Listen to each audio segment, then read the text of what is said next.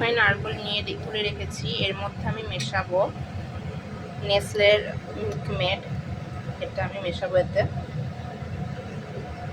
এটা কারা কারা খেয়েছো একটু জানিও, কারণ এটা খুব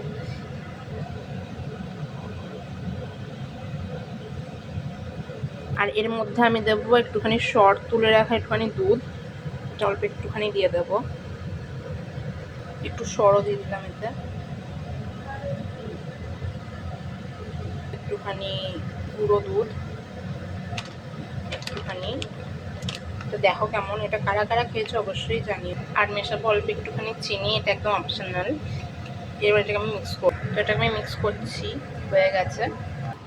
তো এই যে এটা রেডি হয়ে গেছে, এটা আমি এবার খাবো। কারা কারা এটা হয়েছে কমেন্ট করো, হেভি হয়েছে। এটা কিন্তু ডেজার্ট এক রকমের, যে অনেকে বলবে ক্যালারি এই ওই সেই, কিন্তু ভালো হয়েছে এটা।